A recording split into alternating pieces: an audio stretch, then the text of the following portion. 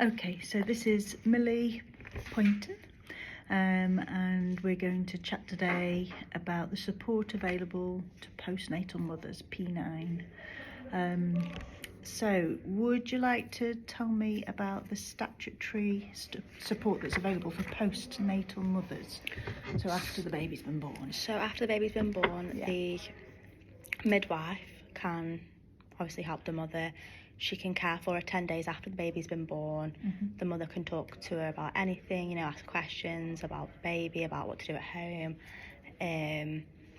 Then after that, the midwife, they'll move on to the health visitor who'll come into the home, essentially.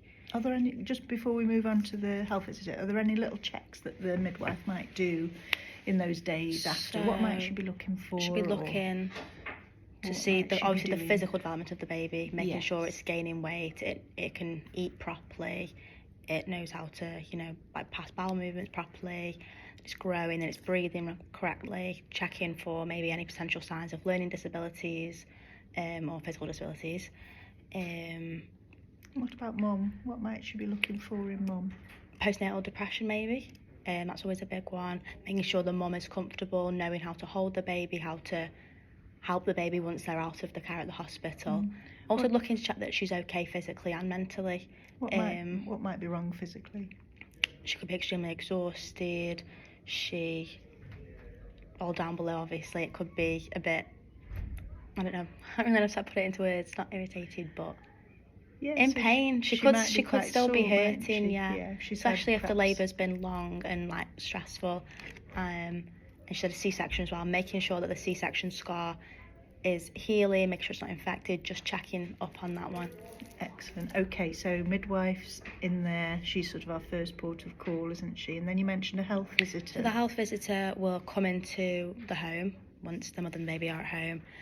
The mum and maybe the dad are free to ask any questions about, the baby, what to do. They might, if it's their first time, they may be a bit, worried, they might be a bit nervous, if they're doing anything right.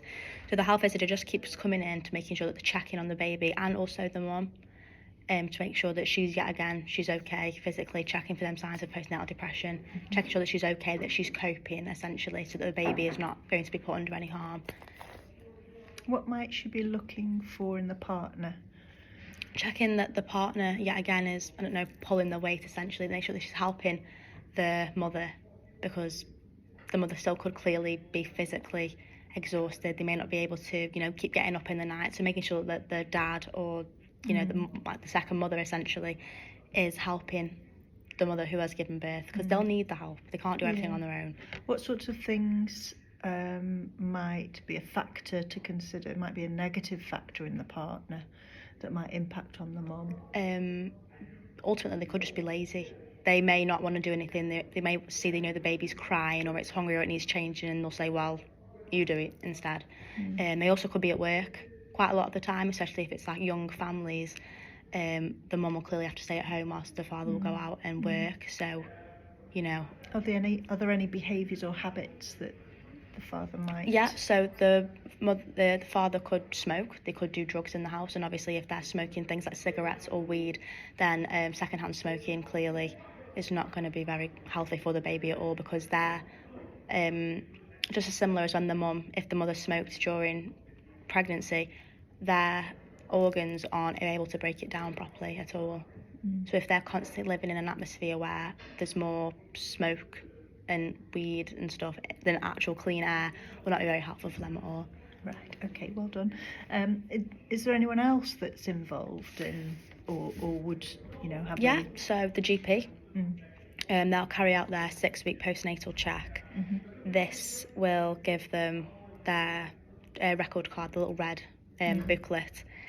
It's important that both the mother and the father attend these GP sessions. They'll chat about the progress of the baby and the progress of the mother, just checking again how she is feeling, coping.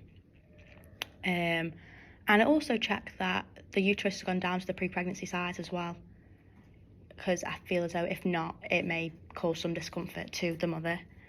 And they'll keep carrying out these checks from 6 to 8 weeks, the 1 to 6 weeks checks of the baby, to make sure that everything is going properly. There's no things that have been missed at the hospital that they could be developing. There's one thing you've not mentioned, that is significant at this time, because the mum's just had a baby. What is important to discuss after you've just given birth to a baby? What is the danger? Or maybe it's not a danger, but what's really important to discuss? If you've already had a baby, what else could happen after having that baby? What do they need to discuss? Having another baby. So in relation to having another baby, they need to make sure that in relation to the mum having another baby, the GP and the mum will need to talk about how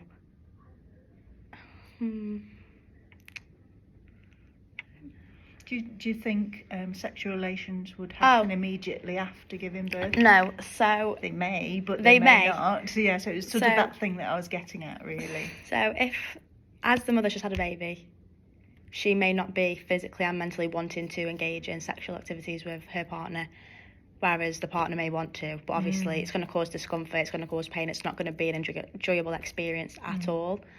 So I feel as though sticking... Is it just about enjoyment? No, or it's not at all. It's about the health.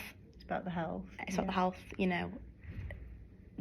The vagina essentially is quite sensitive still. So if obviously penetration's happening, it will it'll cause an insane amount of pain. And what else could happen?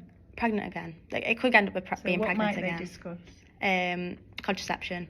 There's several options of contraception: the pill, condoms, the IUDs, things like that.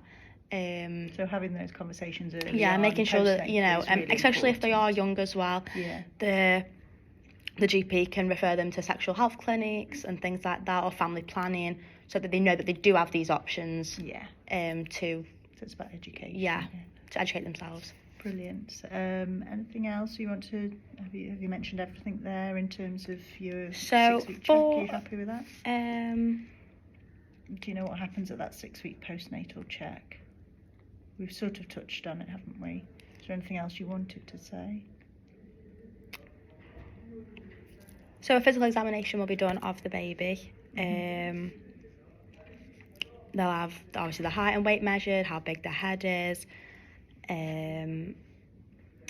They'll discuss vaccinations as well, and that's important. And these are offered to the baby at 8 weeks, 12 weeks, 16 weeks, and before the child will start school. And then obviously again they'll just ask you how you've been feeling since giving birth. As well as the midwife, the health visitor, the GP, what other sorts of support are there? So as for other forms of support, obviously it's the partner. They can help. They should be helping with, you know, household things such as cleaning, you know, stuff like that.